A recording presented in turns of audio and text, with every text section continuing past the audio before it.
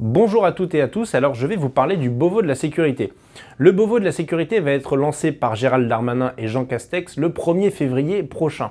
Alors pourquoi un Beauvau de la sécurité selon l'exécutif? Selon l'exécutif, c'est pour se mettre autour de la table, mettre les organisations syndicales, les associations, les ONG, les personnalités politiques, enfin tout le monde, pour voir faire un état des lieux de la situation dans la police et la gendarmerie, faire des préconisations, améliorer les choses.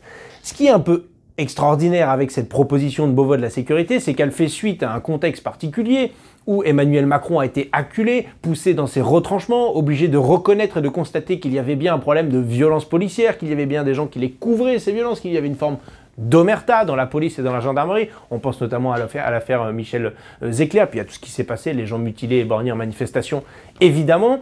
Et donc il a annoncé ça. Mais en fait, on sort déjà d'un processus identique. Absolument identique en tout point, puisqu'on vient de publier, le gouvernement vient de publier le livre blanc de la sécurité fin novembre dernier, donc il y a à peine 2 mois. Et alors le livre blanc sur la sécurité, c'était quoi l'objectif? Mettre autour de la table les associations, les organisations syndicales, les personnalités, les parlementaires, les sachants, etc., etc., pour faire des préconisations suite à l'état des lieux.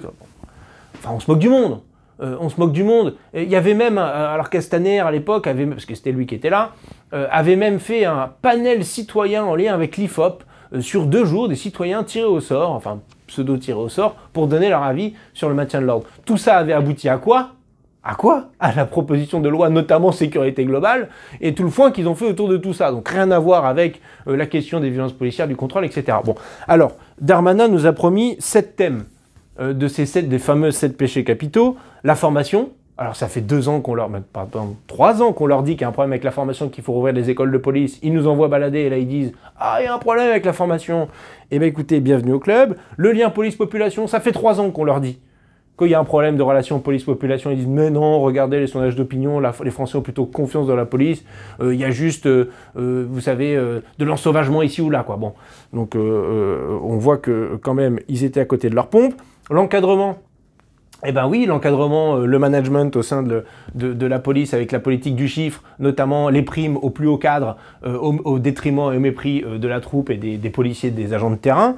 On leur avait indiqué, pareil, ils s'en fichaient, eh ben, ils ont remarqué qu'il y avait un problème. Le maintien de l'ordre, bon, je vous fais pas un dessin. Le contrôle interne, tiens, il y aura un problème avec l'IGPN. Je me rappelle d'interventions sur la loi anti-casseurs. Je me rappelle de tas d'interventions où on a dit qu'il y avait un problème avec l'IGPN et le contrôle, évidemment en lien avec le mouvement des Gilets jaunes.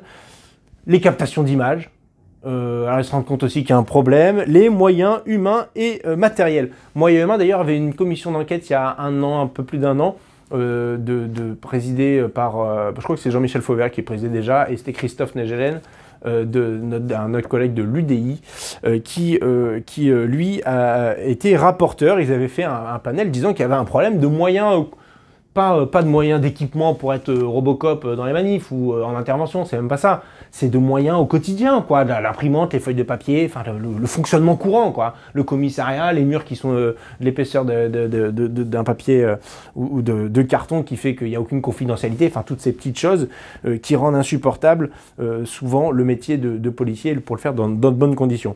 Et puis à la fin, il y a quand même un petit 8e chantier qui a été rajouté à la demande d'Alliance, c'est la réponse pénale. Bon, maintenant il faut que la justice, elle rende des comptes sur les condamnations des gens qui agressent les policiers. Eh bien, figurez-vous que la justice n'a pas attendu Alliance et que, oui, la justice est de plus en plus répressive dans ce pays. D'ailleurs, c'est pas sans lien avec le fait que les lois elles-mêmes soient de plus en plus répressives. Bon, en fait, en réalité, ce Beauvau de la sécurité, pour conclure, c'est un gros coup de com'.